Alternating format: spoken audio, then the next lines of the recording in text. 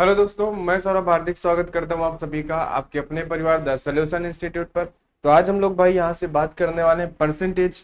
और परसेंटेज की क्लास जो होगी हमारे पास वो है क्लास नंबर 4। ठीक है, हमारी परसेंटेज की 3 क्लासेस हो चुकी हैं जो आपको इसी चैनल की प्लेलिस्ट पे मिल जाएंगी, वहां से आप देख सकते हैं। पीछे जो हमारा एक टॉपिक कवर हुआ है रेशियो एंड प्रोपोर्शन, उसे भी आप वहां पे देख सकते हैं। ठीक है, और इन सभी क्लास के पीडीएफ के लिए आप टेलीग्राम पे ज्वाइन हो सकते हैं, वहां पे इनका पीडीएफ जो है दे दिया जाता है, जिससे आपके नोट्स बनाने में आसानी होगी। और इस क्लास के द्वारा हम लोग टारगेट करते हैं अपना सीजीएल और रेलवे के जो आने वाले वैकेंसी हैं इन्हें।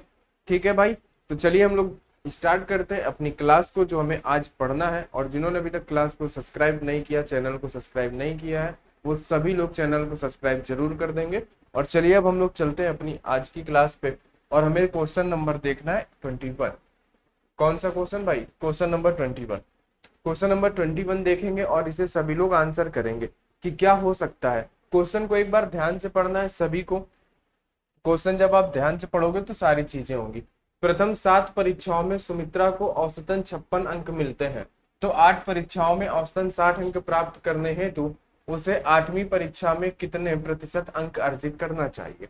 देखो, इस तरीके का क्वेश्चन आपको जस्ट पिछली क्लास में बताया गया था कि हमें क्या करना होता है भाई। उसे 7 परीक्षाओं में औसतन 56 अंक मिलते हैं, यानी उसके 7 परीक्षाओं में उसे औसतन 56% अंक मिलते हैं। यानी कितने हो गए? 7 छंग 42, 2 7 पना 35 और 4 392%। बोलो औसतन।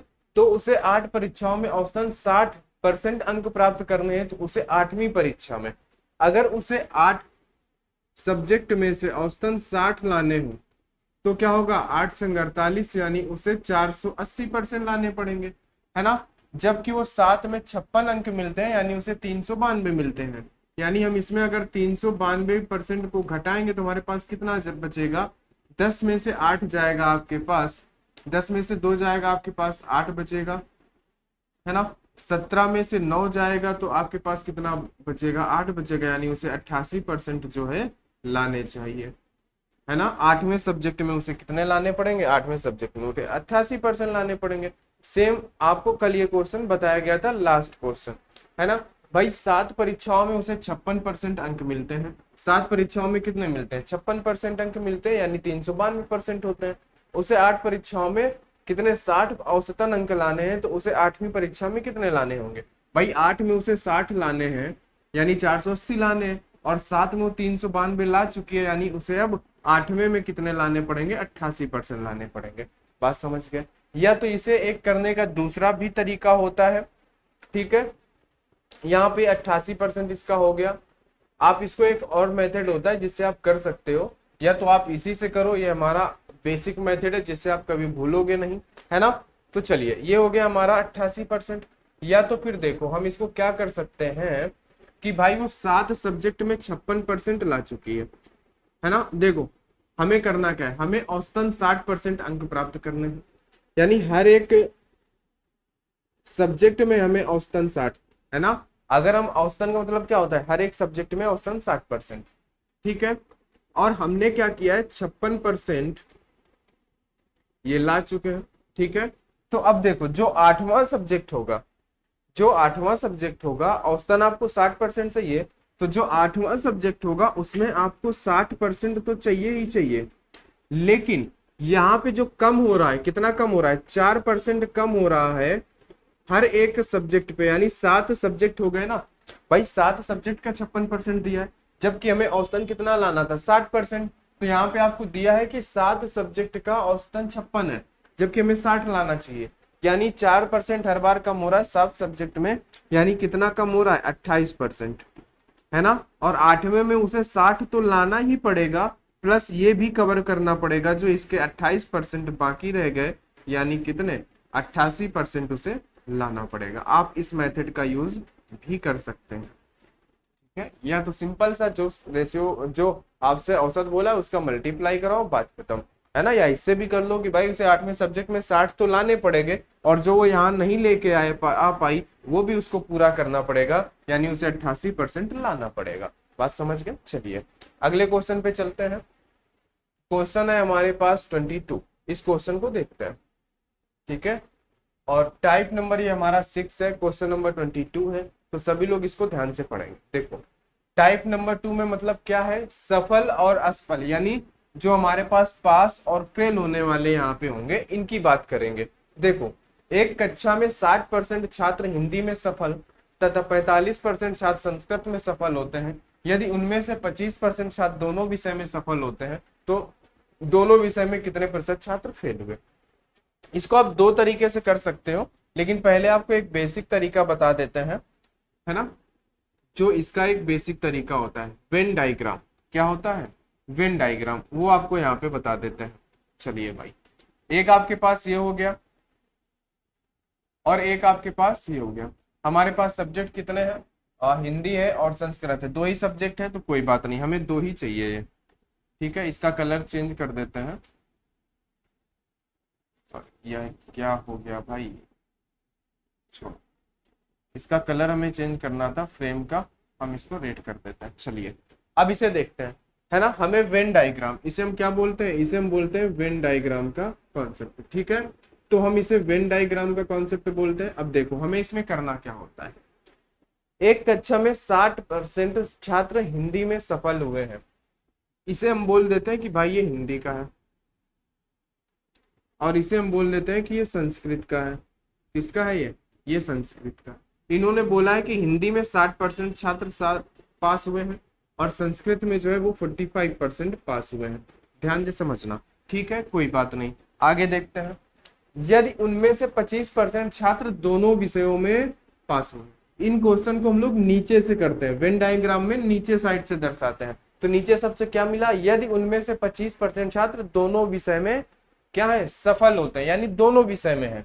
तो देखो इन दोनों का मिलता हुआ भाग कौन सा, ये है। तो ये जो 25% है ये दोनों के हैं, इसलिए हमने इनको कॉमन जगह पे लिखा। क्या लिखा, कॉमन जगह पे लिखा कि 25% जो है दोनों विषय में पास होते हैं, हमने यहाँ पे लिख दिया, कोई बात नहीं। अब हम लिखेंगे, यहाँ पे हिंदी है, हिंदी में 60% होना चाहिए, जिसमें से 25 पहले से आ चुके हैं।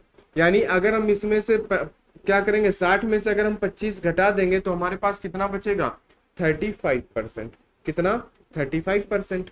अब देखो बात आती है संस्कृत की। संस्कृत में 45% छात्र हैं, जबकि 25 यहाँ पे पहले से आ चुके हैं, तो आप इसमें से घटा दोगे तो आपके पास बचेगा 20%। ठीक है, और ये सभी क्या थे, सफल होने वाले थे, पास होने वाले थे। अब इन सभी को हमें जोड़ना होगा, तो कितना आएगा भाई, 30, 20, 50, 10, 60, 70, 80, यानी कितना आया 80%। 80% छात्र क्या है, 80% छात्र जो है वो पास है। 80% छात्र क्या है, पास है। कितने प्रतिशत छात्र असफल है, आपको पता है हर एक चीज 100% होती है। अगर उसमें से हम 80% को घटा दें तो हमारे पास कितना आएगा, 20%, यानी 20% छात्र असफल हैं।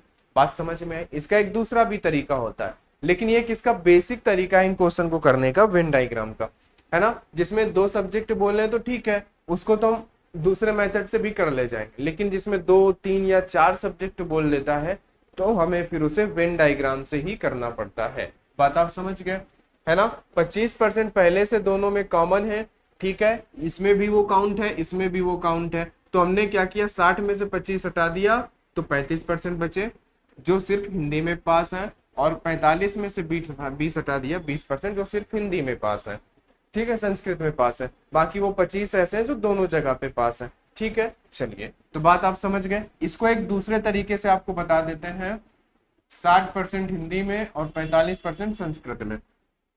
देखो भाई, अगर हम हिंदी की बात करें और हम संस्कृत की बात करें, हिंदी में पास है 60%, संस्कृत में पास है 45%, ये भी पास है और ये भी पास है। ठीक है, उसके बाद आपसे बोला है कि ये जो 25% है ये दोनों विषय में सफल है। 25% क्या है, ये दोनों विषय में पास है। तो हम करते क्या है, देखो भाई, इसमें से हम 25% घटा देंगे, इन सभी को हम जोड़ेंगे और 25% घटा देंगे, और ये भी पास वाले हैं। आप ये हमेशा याद रखना कि ये जो क्वेश्चन की ये जो मेथड है ये हमेशा वहीं पे लगेगी जब ये सभी सेम होंगे। क्या होंगे, जब ये सभी सेम हो, यानी सभी परसेंटेज या तो पास होने वालों का हो या फिर फेल होने वालों का हो, तभी ये कॉन्सेप्ट लगेगा, नहीं तो आप वेन डायग्राम से ही आपको करना पड़ेगा। ठीक है, या तो फिर आप उसको 100 में से घटा के पास में कन्वर्ट कर सकते हो, फेल में कन्वर्ट कर सकते हो, अभी देखेंगे उसको। तो आप पहले तो इन दोनों को जोड़ोगे, 6 4 10 कितना हो गया, 105%, है ना। अब 105%, लेकिन इन दोनों के साथ साथ ये 25% काउंट हो चुका है। क्यों? क्योंकि भाई हमने हटाया नहीं है अभी तक, क्योंकि 25% दोनों में पास हुए हैं, तो अभी हमें इससे 25% हटाना पड़ेगा। तो हम इससे 25 हटा देंगे तो आपके पास कितना बचेगा भाई, आपके पास बचेगा 80%। ठीक है भाई, बोलो 80% बचा, और 80% क्या आया है भाई, ये सभी पास होने वालों का है, तो ये पास होने वालों का आया है। अब आप क्या करोगे, 100 में से इस 80% को घटा दोगे तो आपके पास कितना बचेगा, आपके पास 20% मेरे भाई बचेगा। कितना परसेंट बचेगा, आपके पास 20% बचेगा। सिंपल सी बात। तो आप इससे भी कर सकते हो, बशर्ते शर्त यहाँ पे ये है कि सभी ये परसेंट सेम होने चाहिए। ठीक है, पहले उन सभी को जोड़ दो, फिर जो कॉमन है उसको हटा दो, बात खत्म। चलिए अगले क्वेश्चन पे चलते हैं हम लोग। अगला क्वेश्चन है 23 नंबर। 23 नंबर के क्वेश्चन पे चलते हैं और इसे ध्यान से समझते हैं। आ जाओ 23 नंबर। ठीक है, आप सभी को दिख रहा होगा। थोड़ा अगर कहो तो भाई इसको बड़ा कर लेते हैं, कोई दिक्कत वाली बात नहीं है, जगह बहुत है ना। चलो आ जाओ। एक परीक्षा में इतिहास में 45% छात्र उत्तीर्ण हुए। यहाँ पे हिंदी होगा। हिंदी में 60% छात्र उत्तीर्ण हुए। यदि 8% विद्यार्थी दोनों विषय में अनुत्तीर्ण हुए तो कितने प्रतिशत विद्यार्थी दोनों विषयों में उत्तीर्ण हुए। अब देखो, जो आपका डाउट है वो यहाँ पे क्लियर हो जाएगा। देखते हैं इतिहास में, है ना, यानी कि अगर हम हिस्ट्री की बात करें तो हिस्ट्री में भाई मेरे 45% छात्र पास है, उत्तीर्ण हुए हैं। ठीक है, हिंदी की बात करें अगर, तो हिंदी में क्या हुआ है, हिंदी में जो है 60% छात्र पास है। ठीक है, इन सभी को हम जोड़ते हैं, बात आई समझ में। फिर उसके बाद बोला क्या है, तो चलो पहले हम इनको जोड़ ही देते हैं। 6 4 10, यहाँ पे भी 105 आ गया, 105% ये टोटल पास हो गए। ध्यान से समझना, आप इसको बाद में भी जोड़ो, कोई बात नहीं, जोड़ना तो है। अब देखो, यदि 8% विद्यार्थी दोनों विषय में अनुत्तीर्ण हुए हैं, क्या हुए, अनुत्तीर्ण है। ये जो 8% है ना, ये किसका है, ये फेल वालों का है। और जबकि आपको बताया गया यहाँ पे सभी यूनिट यानी सभी जो परसेंट है वो सेम होने चाहिए, पास होने वाले या फिर फेल होने वाले। तो हम क्या करेंगे, इसको पास होने वाले में कन्वर्ट करेंगे। तो हम क्या करेंगे, 100 में से 100% में से अगर 8% फेल हो गए हैं, भाई बात को समझो, 8% विद्यार्थी दोनों विषय में अनुत्तीर्ण है, यानी 8% विद्यार्थी दोनों विषय में अनुत्तीर्ण है, तो पास कितने होंगे, 100 में से 8 घटा दो, 92% विद्यार्थी ऐसे होंगे जो दोनों विषय में पास होंगे, है ना। तो अब देखो जरा, ये तो बात हो गई इन सभी की अकेले की, लेकिन इनमें वो भी काउंट हो गए हैं जो दोनों विषय में, जो हिंदी भी ले रखे हैं और हिस्ट्री भी ले रखे हैं। तो अब हम क्या करते हैं, इन सवालों में हमने आपको पहले ही बताया, इसमें से हम घटा देंगे 92%, ये दोनों तरफ पास है ना। तो आपके पास कितना बचा भाई, आपके पास यहाँ पे बचा 7 और 5 12% बचा क्या, ठीक है, नहीं 8 बचा ना, यहाँ पे 13%। कितना आएगा आंसर, आंसर आएगा आपका 13%। कितना, 13%। बात आप समझ गए। 13% ऐसे विद्यार्थी हैं, तो कितने प्रतिशत उत्तीर्ण हुए। ठीक है, और हमसे पूछा भी है उत्तीर्ण कितने हुए, तो 13% पास हुए। क्योंकि ये सभी पास है तो ये भी आंसर भी पास में आएगा। फेल वाला पूछता तो भाई हमारे पास आ जाता कि भाई 87% लोग हैं जो फेल हुए। बात समझ में आई क्या। आपको जो दिया है उसको जोड़ देना, लेकिन जो दोनों में कॉमन है उसको हटाना पड़ेगा, बस इतना दिमाग में रखो। और ये यूनिट सभी की सेम होनी चाहिए, पास होने वाले हैं तो सभी पास होने वाले, फेल होने वाले हैं तो सभी फेल होने वाले होने चाहिए। ठीक है भाई मेरे, चलो आगे बात करते हैं। अगला, एक परीक्षा में क्या बोला है यहाँ पे, एक परीक्षा में 20% छात्र अंग्रेजी में अनुत्तीर्ण हुए। एक परीक्षा में 20% छात्र अंग्रेजी में अनुत्तीर्ण हुए, 60% छात्र गणित में अनुत्तीर्ण हुए, 15% छात्र दोनों विषयों में अनुत्तीर्ण हुए। उन छात्रों का प्रतिशत ज्ञात किए जो विषयों में उत्तीर्ण है। कोई बात नहीं है, आप कर ले जाओगे। भाई 20% छात्र इंग्लिश में, किसमें भाई, 20% छात्र हैं जो कि इंग्लिश में पास हुए हैं। पास ही तो बोला है ना, अनुत्तीर्ण बोला है, सॉरी फेल हुए हैं, ठीक है। 60% छात्र गणित में अनुत्तीर्ण हुए हैं, यानी कि मैथ्स में क्या है, मैथ्स में 60% छात्र जो है वो फेल हुए, ठीक है। 15% छात्र दोनों विषयों में अनुत्तीर्ण हुए, यानी 15% छात्र ऐसे हैं जो दोनों विषयों में अनुत्तीर्ण हुए हैं, 15% छात्र ऐसे हैं जो दोनों विषयों में फेल हुए हैं। कोई बात नहीं है, हम क्या करते हैं भाई, हम पहले इन दोनों को जोड़ेंगे फिर इसको घटा देंगे। तो 6 2 8 80, अगर आप 80 में से इन 15 को घटा दोगे तो आपके पास कितना बचेगा, आपके पास बचेगा 65%। और ये किसका आएगा, ये फेल होने वालों का आएगा। अब देखो जरा, विषयों में उत्तीर्ण होने वाले बताने हैं, पास होने वाले बताने हैं, तो आप जानते हो हर एक चीज 100%, 100 में से अगर 65% लोग फेल हैं तो पास कितने होंगे भाई मेरे, पास होंगे 35%। 35% लोग क्या है, पास है। बोलो आसान है, कोई आप डायरेक्ट कर सकते हो। 80 हुआ, 80 में से 15 आपने घटा दिया, आपके पास कितना बचा, आपके पास 65 बचा। अब 65, 100 में से 65 को घटा दो, सीधे आ गया 35, बात खत्म। ठीक है, बात आई समझ में, ठीक है चलिए, है ना। चलो आगे बात करते हैं। ज्यादा इन सवालों में कोई दिक्कत नहीं है, लेकिन आगे बहुत दिक्कत है, देखते हैं कितनी दिक्कत हो सकती है आपको। आ जाओ, अगला क्वेश्चन है 25 नंबर, 25 नंबर, ध्यान से पढ़िएगा। एक परीक्षा में 48% छात्र हिंदी में, 32% छात्र इतिहास में और 20% छात्र इन दोनों विषयों में अनुत्तीर्ण है। अच्छा, एक परीक्षा में 48% छात्र हिंदी में, 32% छात्र इतिहास में और 20% छात्र इन दोनों विषयों में अनुत्तीर्ण है, ठीक है। तो पहली बात तो आपको पता है, अब हम लोग डायरेक्ट करेंगे 48% प्लस आपको पता है कि हम 32% को जोड़ेंगे, तो भाई आपके पास कितना हो जाएगा, 70 और 10 80, यानी यहाँ पे आपके पास क्या आएगा, यहाँ पे आएगा आपके पास 80% क्या होगा, 80% छात्र अनुत्तीर्ण फेल हो गए। फिर उसके बाद बोला है कि 20% छात्र दोनों में फेल है, तो इसमें से आप क्या करोगे, 20% छात्र ये फेल वाले हटाओगे तो आपके पास बचे 60% छात्र जो कि फेल है, ठीक है। अब देखो, यदि परीक्षा में उत्तीर्ण होने वाले छात्रों की संख्या इतनी है, ठीक है, अगर फेल 60% है तो उत्तीर्ण कितने होंगे, उत्तीर्ण होंगे 40%, आपको पता है 100 में से 60 घटाएंगे 40%, और यही उत्तीर्ण होने वाले बच्चे कितने हैं, 880 हैं, ठीक है। तो परीक्षा में केवल यही दो विषय शामिल किए गए, तो कितने छात्र बैठे थे, ठीक है। 880 अगर 40 है तो 100% क्या आपको पूरे छात्र मिल जाएंगे। आपको पता है कि यहाँ पे कितना आ जाएगा, आपको पता है यहाँ पे आ जाएगा 2200, यानी 2200 छात्र थे जो यहाँ पे बैठे थे परीक्षा में। आसान है, कोई दिक्कत वाली बात नहीं थी।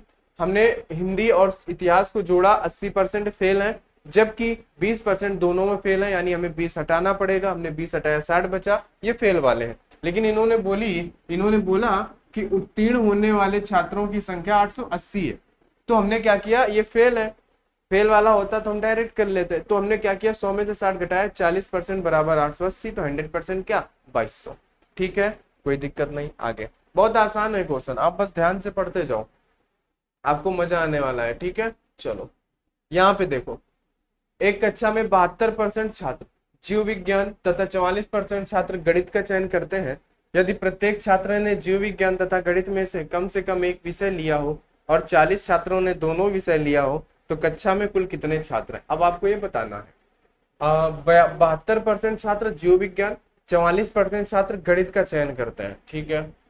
यदि प्रत्येक छात्र ने जीव विज्ञान तथा गणित में से कम एक विषय लिया है, प्रत्येक छात्र ने क्या किया है, जीव विज्ञान और गणित में से एक विषय लिया है, लेकिन 40 छात्रों ने दोनों विषय लिया है, 40% छात्र दोनों विषय लिए। अब देखो जरा, आ जाओ, बात को समझो यहाँ पे, ठीक है। देखो, हमें पता है कि 72% छात्र जो है वो बायोलॉजी लेके रखे हैं। उसके बाद हमें पता है कि ये जो 44% छात्र हैं ये क्या ले रखे हैं, इन्होंने मैथ्स ले रखी है। इन्होंने क्या ले रखी है, मैथ्स। पूरे कितने हो गए, 4 2 6 7 4 11, यानी 116%, ठीक है, 116%। आपको एक चीज यहाँ पे पता होनी चाहिए कि अगर बायो और मैथ्स में बच्चे अलग अलग होते, हम इन दोनों को मिलाते तो 100% आना चाहिए, लेकिन ये 16% एक्स्ट्रा क्यों हो रहा है भाई? ये जो 16% है ये एक्स्ट्रा किस लिए हो रहा है? तो आपको एक बात समझ में आनी चाहिए भाई, 72% छात्र जीव विज्ञान ले गए, 44% छात्र मैथ ले गए, और सभी प्रत्येक छात्र ने जीव विज्ञान और मैथ में से कम एक विषय लिया है, और 40 छात्रों ने 2 विषय लिया है। तो भाई हमने तो पहले सभी को जोड़ लिया ना, लेकिन उसमें से 40 ऐसे हैं जिन्होंने दोनों लिया है, तो वो तो बढ़ेंगे ही। तो जो 16% बढ़ रहा है वो इन 40 लड़कों की वजह से बढ़ रहा है ना। अगर 40 16% होता है तो 100, अगर 40 इस 16% के बराबर तो 100% क्या? ठीक है, आप इसको 8 से कैंसिल कर सकते हो, 8 दूनी 16, 8 पंच 40, 2 से कैंसिल कर सकते हो इसको 50 बार, तो 55 25, यानी परीक्षा में कितने छात्र, सॉरी तो कक्षा में कुल कितने छात्र हैं? 250। कक्षा में कुल कितने छात्र हैं? 250। कुल छात्र पूछा, हमने 100% से मल्टीप्लाई करा दिया। बोलो कोई दिक्कत? कोई दिक्कत नहीं होनी चाहिए, है ना। बस आपको ये समझना था, सभी ने एक एक विषय लिया, लेकिन 40 छात्रों ने 2 विषय लिए हैं, है ना, दोनों विषय लिए हैं, तो वही तो ज्यादा होंगे। इसलिए हमने जब इनको जोड़ा तो 16% ज्यादा हो रहा था। हमें भाई 100% होना चाहिए, 16 क्यों ज्यादा हो रहा है? क्योंकि ये 40 छात्र 2 बार काउंट हो रहे हैं ना। ठीक है, बात समझ गए? चलिए आगे बढ़ते हैं अगले क्वेश्चन की तरफ। एक गांव में, अच्छा भाई गांव में चलते हैं, पढ़ो पढ़ो क्वेश्चन को। एक गांव में 60% परिवारों के पास एक गाय है, 30% परिवारों के पास एक भैंस है, तथा 15% परिवारों के पास गाय भैंस दोनों नहीं है। यदि कुल परिवारों की संख्या 96 है तो कितने परिवारों के पास एक भी गाय या भैंस नहीं है? तो अब देखो जरा, एक गांव में 60% परिवारों के पास गाय है, यानी 60% ऐसे लोग हैं जिनके पास काऊ है, गाय है। 30% परिवारों के पास भैंस है, 30% परिवारों के पास भैंस है, जिसे हम लोग बफेलो बोलते हैं, है ना। चलो, 15% परिवारों के पास गाय भैंस दोनों है, ठीक है। अच्छा, तो आप एक काम करोगे कि अगर आप इनको जोड़ोगे, है ना, 60 और 30 90, तो आपको पता है ये कौन है? ये तो भाई वो है जिनके पास एक एक है, ठीक है। लेकिन उसी में से 15% परिवार ऐसे हैं जिनके पास ये दोनों है। तो हम इसमें से अगर 15 घटाते हैं तो आपके पास कितना बचेगा भाई? 10 गया आपके पास 80, 5 गया 75, यानी 75% लोग ऐसे हैं जिनके पास एक एक चीज है। 75% लोग ऐसे हैं जिनके पास क्या है? गाय और भैंस है।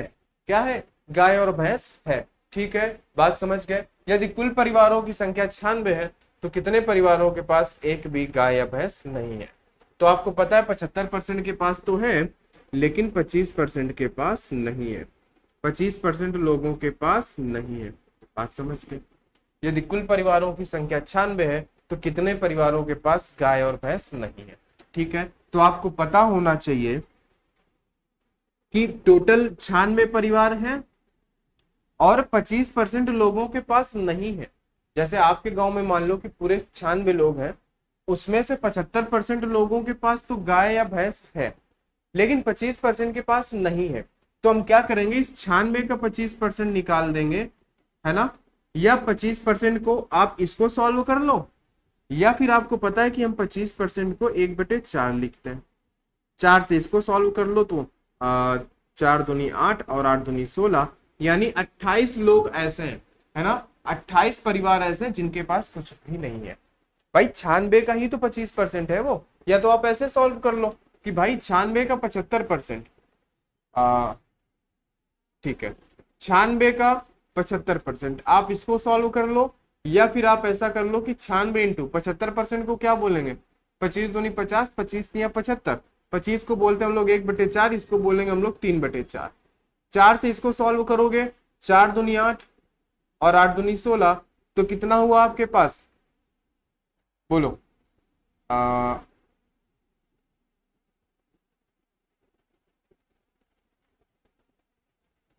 इससे हमारा काम नहीं बनेगा, ठीक है, चलो छोड़ो ना। नहीं तो हम लोग ऐसा भी कर सकते थे कि उस संख्या का अगर हम 75% निकाल दें तो हमें पता है उनके पास नहीं है, बाकी जो है उनके पास है, बात खत्म। ठीक है, बोलो।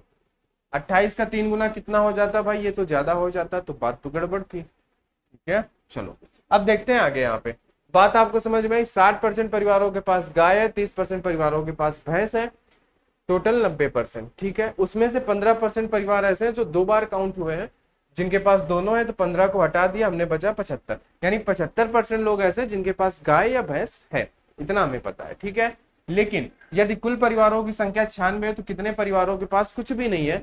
अगर 96 लोग हैं, पूरे परिवार 96 हैं, हमें पता है कि 75 के पास है लेकिन इनके पास नहीं है। हमें पता है कि भाई 25% लोगों के पास कुछ भी नहीं है। तो 96 का 25% निकाला हमने, आया 28, यानी 28 परिवार ऐसे जिनके पास कुछ भी नहीं है। चलो 28 नंबर, इसे पढ़ते हैं। एक परीक्षा में 50% छात्र गणित में पास होते हैं, 55% छात्र अंग्रेजी में पास हुए तथा 40% छात्र हिंदी में पास हुए। यदि 15% छात्र गणित व अंग्रेजी में पास हुए, 20% छात्र अंग्रेजी व हिंदी में पास हुए हैं, 25% छात्र हिंदी व गणित में पास हुए हैं, 10% छात्र तीनों विषय में पास हुए। अब देखो, आपसे बताया गया था कि भाई आपको 2 वाला होता तो आप कर लेते, लेकिन अब यहाँ पे आपसे 3-3 बोला है। क्या बोला है? आपसे बोला है यहाँ पे 3 और 3। ठीक है, बात आप समझ गए, यानी 3 सब्जेक्ट बोले हैं, तो हमें अब इसको वेन डायग्राम से ही करना पड़ेगा। तो हम कर लेंगे, कोई दिक्कत वाली बात नहीं है। एक हमने ये बनाया, इसका हमने थोड़ा सा फ्रेम, इसको हमने मोटा कर दिया। दूसरा हमने उठाया, थोड़ा इनको साइड में रखते हैं, ये हो गया दूसरा। ठीक है, उसके बाद हमने एक तीसरा उठाया, ये हो गया। ये 3 हो गए हमारे पास। बात आप समझ गए क्या? चलिए भाई, ये 3 हो गए हमारे पास। इतनी बात समझ में आई आपको? अब देखो, हमें सबसे पहले करना क्या होता है भाई। सबसे पहले देखो नीचे से, हिंदी व गणित में पास, यहाँ 10% छात्र तीनों विषय में। कौन कौन से सब्जेक्ट है? गणित है, अंग्रेजी है, हिंदी है। यानी कि मैथ्स, इंग्लिश और हिंदी में कितने लोग पास होते हैं? 10%। इस बात को आपको अलग रखना है, क्योंकि हम इन क्वेश्चन को हमेशा नीचे से करना ही स्टार्ट करते हैं। अब देखो, उसके बाद 25% छात्र हिंदी व गणित में पास हुए। ये जो 25% छात्र हैं, ये क्या है? हिंदी और मैथ्स में पास हुए हैं। 20% छात्र अंग्रेजी व हिंदी में, 20% छात्र इंग्लिश व हिंदी में, और 15% छात्र गणित व अंग्रेजी में, मतलब कि मैथ्स और इंग्लिश में। ठीक है, इतना आपने लिख लिया। अब आपको काम करना है क्या? ध्यान से समझो। आपको पता है कि हम हमेशा लिखना स्टार्ट करेंगे नीचे से। तो 10% छात्र तीनों विषय में पास हुए हैं। तो बताओ जरा, यहाँ पे तीनों गोले कहाँ पे मिल रहे हैं? आपको पता है कि यहाँ से व्हाइट वाला भी जा रहा है। अच्छा, इनको हम सब्जेक्ट का नाम दे देते हैं। इसको हम दे देते हैं मैथ, इसको हम दे देते हैं मैथ्स। ठीक है, उसके बाद हम इसको दे देते हैं 55%, और सॉरी, इसको हम दे देते हैं इंग्लिश। ठीक है, इसको हम क्या बोलेंगे? इसको हम बोलेंगे इंग्लिश। ठीक है, इसके बाद हम इसे बोलेंगे हिंदी। ठीक है, इसको हम क्या बोलेंगे? इसको हम बोलेंगे हिंदी। बात समझ गए? अब देखो, अब समझते हैं। मैथ, इंग्लिश, हिंदी में 10%। ये मैथ्स का गोला यहां से जा रहा है, इंग्लिश का भी जा रहा है, हिंदी का भी जा रहा है। ये कितने हो रहा है? ये हो रहा है 10%। यही तो है इन तीनों का मिलने वाला भाग, कॉमन भाग। वहां पे आप क्या लिखोगे? वहां पे आप लिखोगे 10%। बात समझ में आई? ठीक है, आप क्या लिखोगे? 10%।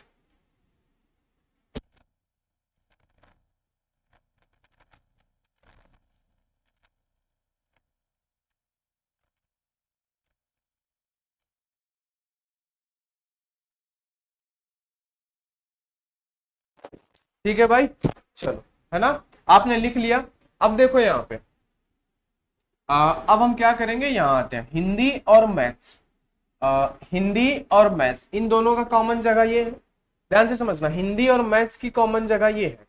हिंदी और मैथ्स में 25% छात्र क्या होते हैं? हिंदी और मैथ्स में 25% छात्र पास होते हैं। ठीक है, चलो, अब हम क्या करना होता है? ये कॉमन तो 10% सभी में है ना, तो हिंदी और मैथ्स में भी ये 10% होगा। तो 25 में से 10 हटाना पड़ता है, तो बचा कितना? 15%। बात समझे कि नहीं? ये तीनों का मान लो कि भाई ये तीनों का कॉमन है 10% और ये दो दो दो का अलग अलग है, तो हिंदी और मैथ्स का 25% है और हिंदी और मैथ्स यहाँ भी तो है, तो हम 25 में से 10 हटा देते हैं तो बचता है 15। बात समझना जरा, है ना। आपके अभी एक क्वेश्चन और आएगा, उसमें आपके सारे डाउट क्लियर होंगे, पर यहाँ ध्यान लगाओ। आप 25 में से 10 हटाए, 15 बचा हिंदी और मैथ्स में, हिंदी और मैथ्स में, ठीक है। इंग्लिश और हिंदी में कितने 20%, और यहाँ 10 हम लोग ऑलरेडी लिख चुके हैं, तो हम इसमें से 10 हटा देंगे तो बचेगा कितना 10%। हिंदी और इंग्लिश में 10%। मैथ्स और इंग्लिश की अगर बात करें, मैथ्स और इंग्लिश का कॉमन क्षेत्र ये है 15%। 10% यहाँ पे हो चुका है तो बचा कितना 5%। ठीक है, बात समझे। अब जरा समझना, मैथ्स का गोला ये है, इंग्लिश का गोला ये है, ध्यान से देखना। अब देखो आपको दिखाते हैं एक बात, क्या देखो, ये आप देख रहे हो सर्कल, ये किसका है, ये हिंदी का है। ये सर्कल आप देख रहे हो ये किसका है, ये मैथ्स का। बात समझ में, हिंदी और मैथ्स का।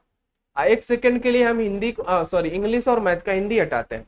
इंग्लिश और मैथ्स में कितने बच्चे होना चाहिए 15, तो इंग्लिश और मैथ्स में 5 और 10 15 है कि नहीं है, है। बात समझ गए ना, चलो ठीक है, अच्छी बात है अगर आप समझ गए हैं, समझदार है। चलो अगला आपको दिखाते हैं इंग्लिश और हिंदी का।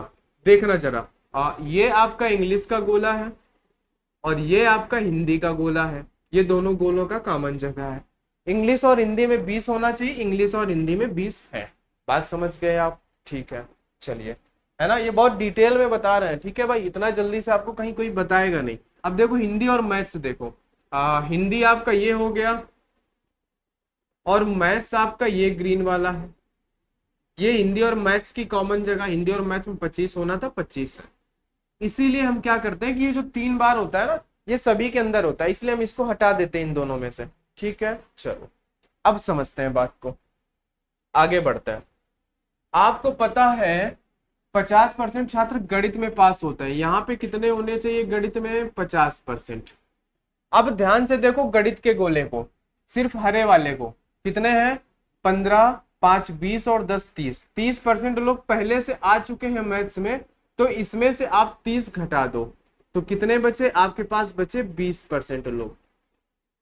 बहुत आसान है, बस आपको समझना है स्टेप बाय स्टेप, है ना। आपने क्या देखा, मैथ्स का गोला अब आपने देखा, क्योंकि आप सिर्फ मैथ्स की बात कर रहे हो। तो 15, 5 20 10 30 लोग आ चुके हैं, 50 में से बचे 20%। ठीक है, अब आप जब सिर्फ मैथ्स का गोला देखोगे तो इसमें आपको 55% लोग नजर आएंगे, 55% विद्यार्थी नजर आएंगे। ठीक है, अब बात करते हैं 50 है ना, 55% छात्र इंग्लिश में है, 55% छात्र यहाँ पे है इंग्लिश में। ठीक है, अब आप ध्यान से देखो इंग्लिश वाले गोले को, ये है ना, ये केसरिया कलर का, 10 10 20 5 25, यानी 25% लोग पहले आ चुके हैं उस जगह पे, गोले पे बैठ चुके हैं। तो आपको पता होना चाहिए अब कितना आएगा, 30 आएगा, यानी 30% लोग बचे हुए जिनको हम यहाँ पे बिठा देंगे। बात आप समझ गए क्या, ठीक है। अब देखते हैं आगे, आगे क्या था, अंग्रेजी 40% छात्र हिंदी में कितने हैं, हिंदी में है 40% छात्र। तो अब देखो जरा, ये हो गया हिंदी, ठीक है। हिंदी में से 10 10 20 10 30 और 5 35 लोग आ चुके हैं, बचे हैं 5%, हमने 5% लिख दिया। अब आपको पूरा डायग्राम बन चुका है, अब आप देख सकते हो। अभी आपको दोबारा समझा देंगे, परेशान नहीं होना है, ठीक है। अब हमें क्या देखना है, तीनों विषयों में फेल हुए छात्रों का प्रतिशत बताओ। अब हमें इन सबको जोड़ देना है ना, इन सबको जोड़ दो भाई। चलो, इन सबको जब आप जोड़ते हो ना, तो 5 देखो 10 10 20 20 10 30 और ये मिला के 5 5 10 होगा 40, 40 30 70, 70 और 20 कितना हो गया 90, 90 और 5 95, यानी 95 आया ये टोटल, 95%। और ये सभी कौन थे, ये सभी पास होने वाले थे, ये भी पास होने वाले थे, ये भी पास होने वाले थे, और यहाँ पे भी ये पास होने वाले थे। तो ये 95% पास है। लेकिन उन्होंने बोला है फेल हुए छात्रों का प्रतिशत बताओ। तो आपको पता है अगर 95 पास हुए हैं, अगर 100% में से 95 पास हुए हैं तो फेल कितने होंगे, फेल होंगे 5%। आपका आंसर होगा यहाँ पे 5%। ठीक है, बोलो बात समझ गए क्या? इन क्वेश्चन को डायग्राम से ही करना पड़ेगा, नहीं तो आप हमेशा गलत कर जाओगे। डायग्राम से ही करोगे बेहतर रहेगा। बात समझ रहे हैं? अब देखो हमें करना क्या है, हमने देखा 3 सब्जेक्ट, सिंपल सा समझो, 3 सब्जेक्ट देखा, 3 गोले बनाने। फिर हमें देखना है भाई तीनों में कॉमन कौन है। तीनों में कॉमन 10%, हमने 10 को तीनों के कॉमन गोले पे लिखा। ठीक है, फिर हमने देखा कि हिंदी और मैथ्स में 25 है, यानी हिंदी और मैथ्स में 25 है, और ये तीनों में से 10 ऑलरेडी कॉमन है, तो जो तीनों में होता है वो हम हटा देते हैं। तो तीनों में 10 हटाया, बचा 15, तो हमने हिंदी और मैथ्स में 15 लिखा। इंग्लिश और हिंदी में 20 थे, हमने 10 हटाया तो 10 बचा, इंग्लिश और हिंदी में हमने 10 लिखा। मैथ्स और इंग्लिश में 15 थे, 10 हटाया 5 बचा, हमने लिख दिया। बात आप समझ गए? ठीक है, बोलो बात समझ में आई? ठीक है भाई, इतनी बात आप समझ गए। अब देखो आगे देखते हैं, यहाँ पे आगे हमारे पास यहाँ पे क्या है।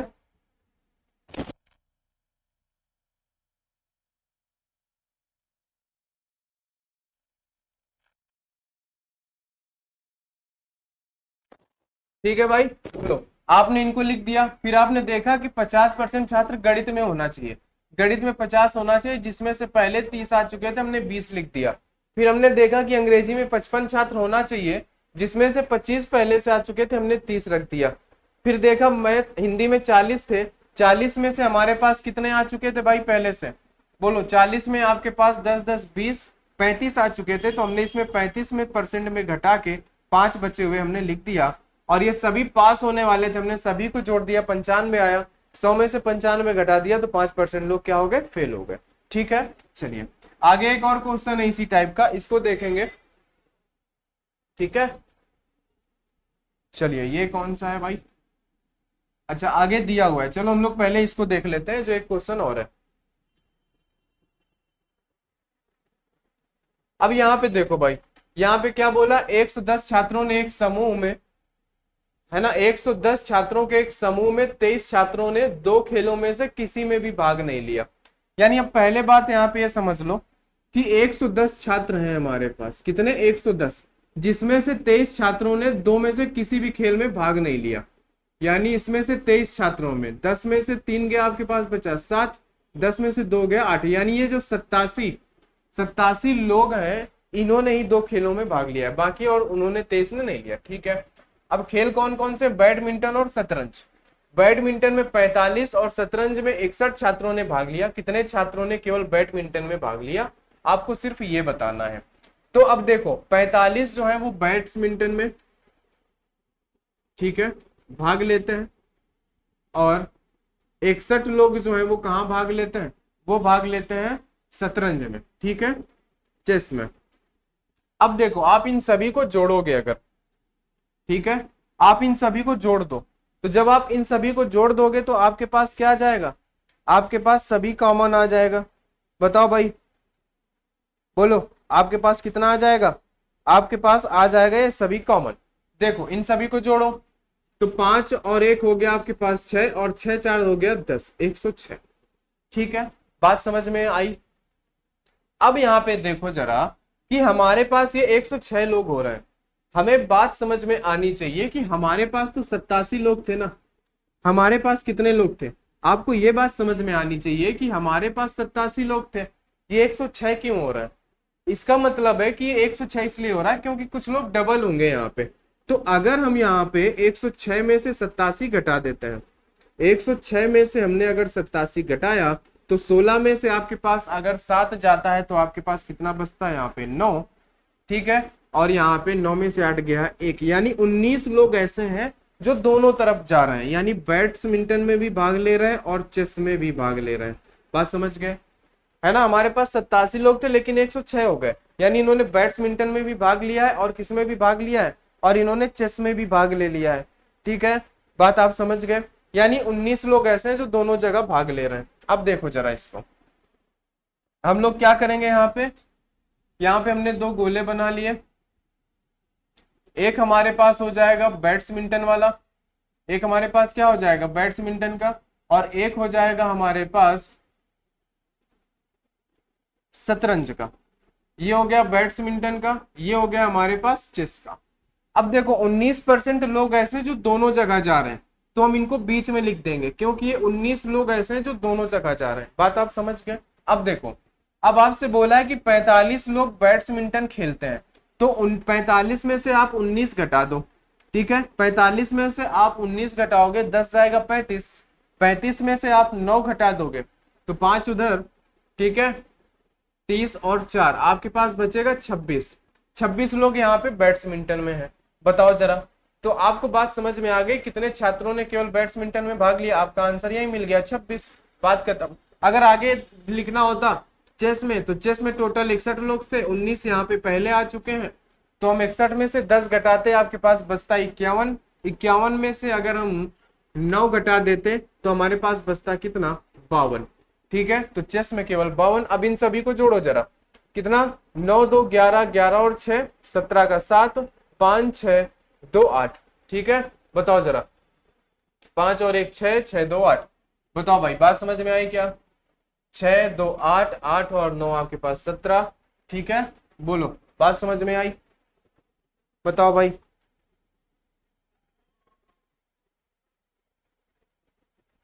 है ना? यहाँ पे हम लोग क्या है, यहाँ पे आएगा आपके पास 42। ठीक है, यहाँ पे 42 आएगा घटाने से, आपके पास टोटल जोड़ने पे 87। बात समझ गए ये बात? ठीक है, इसको आप कर लोगे। अब चलते हैं इस पे, इसे ध्यान से देखते हैं, ये थोड़ा सा बड़ा क्वेश्चन है, इसे समझना। और ये लास्ट क्वेश्चन है, इसे ध्यान से देखते हैं। 100 छात्रों की एक कक्षा में प्रत्येक छात्र 3 विषयों यानी इतिहास, अर्थशास्त्र तथा अंग्रेजी में से एक या अधिक विषय में पास हुए हैं। अब देखो, ठीक है, हमें पता चल गया हमारे पास 3 सब्जेक्ट है, कोई बात नहीं, हम 3 यहाँ पे गोले ले लेंगे। ठीक है भाई, बोलो, एक ये हो गया हमारे पास। अगला हम यहाँ पे ले लेते हैं, इनको थोड़ा सा हम यहाँ किनारे से रखते हैं, ये दूसरा हो गया। तीसरा ले लेते हैं, तीसरा हमारे पास ये हो गया। चलिए, अब हमें पता है, हम पहले इसमें सब्जेक्ट लिख लेते हैं भाई। 3 विषय, हिस्ट्री है, इसको हमने हिस्ट्री बोल दिया है, और अर्थशास्त्र है यानी इकोनॉमिक्स है, हमने इसको इकोनॉमिक्स बोल दिया है। अंग्रेजी है, हमने इसको इंग्लिश बोल दिया है। ठीक है, कोई बात नहीं। अब समझो बात को, आगे पढ़ो। अधिक विषय में पास हुए सभी छात्रों में से 24 छात्र केवल अंग्रेजी में पास होते हैं। 24 छात्र केवल अंग्रेजी में पास होते हैं, 11 छात्र अंग्रेजी तथा अर्थशास्त्र दोनों में पास होते हैं, तथा 12 छात्र केवल अंग्रेजी और इसमें। तो अब देखो, आपसे क्या बोला इन्होंने, ध्यान से समझना। यहाँ पे 24 छात्र केवल अंग्रेजी में पास होता है, 24 छात्र केवल अंग्रेजी में। अगर इन्होंने बोला होता 24 छात्र अंग्रेजी में, तो भाई वो कोई भी हो सकते थे, कॉमन वाले मिला के 24 हो सकते थे, लेकिन इन्होंने सिर्फ क्या बोला, 24 छात्र केवल। केवल का मतलब इन्होंने साफ साफ बोल दिया कि वो सिर्फ और सिर्फ इंग्लिश की जगह पे आएंगे यहाँ पे। तो हमने डायरेक्ट लिख दिया 24 छात्र, क्योंकि उन्होंने केवल शब्द लगा दिया। केवल नहीं लगा होता तो हम डायरेक्ट नहीं लिखते। अब देखो, 11 छात्र अंग्रेजी तथा अर्थशास्त्र दोनों में पास हुए हैं, ध्यान से समझना। 11 छात्र अंग्रेजी तथा अर्थशास्त्र दोनों में, इंग्लिश और इकोनॉमिक्स 11। हम एक सेकंड के लिए इनको लिख लेते हैं, केवल तो नहीं बोला है लेकिन हम इसको लिख लेते हैं अभी। ठीक है, आगे देखो, 12 छात्र केवल अंग्रेजी तथा इतिहास में पास हुए हैं, 12 छात्र केवल इंग्लिश तथा हिस्ट्री में पास हुए हैं। अब यहाँ पे समझो, 50 छात्र इतिहास में कुल 50 छात्र पास हुए हैं यदि सभी तीनों विषय में 5 ही छात्र पास हुए। अब देखो, तीनों विषय में 5 छात्र पास हुए हैं, तो हमने उसको बीच में लिखा। ठीक है, हमने पहले तीनों वाला हमें ढूंढना था, लेकिन हमने ऊपर से ही कर दिया। तीनों विषय में 5 कॉमन है, 5 हमने रख दिया। अब समझो यहाँ पे क्या था, 11 छात्र अंग्रेजी तथा अर्थशास्त्र दोनों में पास है, 12 छात्र केवल अंग्रेजी और इतिहास में। तो आपको समझना है यहाँ पे कि अगर केवल शब्द आ जाए तो वो सिर्फ उसी का है। तो यहाँ पे इन्होंने बोला है 12 छात्र केवल अंग्रेजी और इतिहास में है, तो हमने इनको इंग्लिश और इतिहास में 12 लिख दिया, क्योंकि इन्होंने केवल बोला है। लेकिन यहाँ पे इन्होंने केवल नहीं बोला, इन्होंने बोला है 11 छात्र अंग्रेजी तथा अर्थशास्त्र में है, 11 छात्र अंग्रेजी यानी इंग्लिश तथा इकोनॉमिक्स में। ठीक है, तो अब ये 11 है, इन्होंने केवल नहीं बोला है, तो इसमें से जो तीनों में कॉमन होगा उसको हम हटा देंगे, तो बचा कितना? 6। यानी यहाँ पे जो हमने 11 लिखा है ना, यहाँ पे हमें 6 लिखना था। बात समझ गए? जहां पे हमने 11 लिखा वहां पे 6। बात समझे कि नहीं? जैसे हमने पीछे किया था कि तीनों में से 2 कॉमन वाला हम घटा दे रहे थे, वही चीज यहाँ पे हमने किया कि भाई तीनों में 5 आएगा। लेकिन अंग्रेजी तथा अर्थशास्त्र में 11 है, 11 में से 5 घटाएंगे 6 बचे। लेकिन अंग्रेजी और इतिहास में से हम नहीं घटाएंगे। क्यों? क्योंकि उन्होंने केवल शब्द का प्रयोग किया। केवल जब बोलेगा तो वो उसी का है और किसी का भी नहीं है। ठीक है, बात आप समझ गए इतनी? चलो अब यहाँ पे देखते हैं, इतिहास में कुल 50 छात्र पास होते हैं। देखो जरा, इतिहास में 50 छात्र पास होते हैं। हिस्ट्री कहाँ है? ये हिस्ट्री में 50 छात्र पास होते हैं, जिसमें से 12 और 5 17 आ चुके हैं। तो हम 17 यहाँ से घटा देंगे तो कितना बचेगा भाई? यहाँ पे आपके पास 10 में से 7 गया 3, 4 में से 1 गया, आपके पास बचा 3, यानी 33 यहाँ पे बचे हिस्ट्री में। ठीक है, बोलो। अब हमें क्या बताना है? तो केवल अर्थशास्त्र में पास करने वाले छात्रों की संख्या बतानी है और 24 छात्र केवल इंग्लिश में है, तो हमें इकोनॉमिक्स में बताना है। ठीक है, अब हमारे पास देखो कितने छात्र हैं, हमारे पास 100 छात्र हैं। अब इन सभी को जोड़ो जरा, इन सभी को जोड़ लो भाई, जोड़ो तो आपके पास कितना होगा? 24 6 30, ठीक है 30, और आपके पास 5 35, 35 10 45 और 2 47। 47 में से अगर आप 30 जोड़ते हो तो 77 और 3 80। 80 लोग यहाँ पे आ चुके हैं जो पास हो गए हैं। ठीक है, पास होने वाले सभी पास होने वाले, कहीं फेल का जिक्र नहीं है, सब जगह पास है। तो केवल अर्थशास्त्र में पास होने वाले बताओ। तो हमें पता है कि 100 लोग हैं, 100 लोग में से सब जगह हो गए, मिला के 80। केवल कौन बचा है? केवल अर्थशास्त्र ही तो बचा है। तो केवल अर्थशास्त्र में कितने लोग आएंगे? केवल अर्थशास्त्र में 20 लोग आएंगे, और हमें यही बताना था। कितने आएंगे? 20 लोग आएंगे। बोलो, बात समझ में आई क्या? ठीक है, आपको हमेशा तीनों कॉमन से स्टार्ट करना है, लेकिन अगर केवल शब्द का कहीं भी प्रयोग है तो उसका मतलब है कि वो सिर्फ उसी जगह पे लिखेगा। यहाँ पे हमारे पास जो पीछे था, हमारे पास केवल शब्द का कोई उपयोग नहीं था, इसलिए इन दोनों के कॉमन में से हमने इसको घटाया। बात आप समझ रहे हैं? ठीक है, चलो, है ना। 12 छात्र केवल हमारे कहाँ पे पास हुए हैं? केवल हमारे, इन्होंने बोला था इतिहास और अंग्रेजी में, तो हमने उनको वहीं पे लिख दिया। केवल शब्द का मतलब सिर्फ वही होता है, हमने लिख देंगे और कुछ भी नहीं करना होता उस पर। ठीक है भाई, तो चलो आज की क्लास में इतना ही। आपको समझ आया होगा। अगर आपको समझ में आया तो भाई वीडियो को लाइक जरूर कर देंगे और चैनल को भी सब्सक्राइब कर लेना। तो आज की क्लास में इतना ही, मिलते हैं हम लोग नेक्स्ट क्लास में। तब तक के लिए सभी को बहुत बहुत धन्यवाद।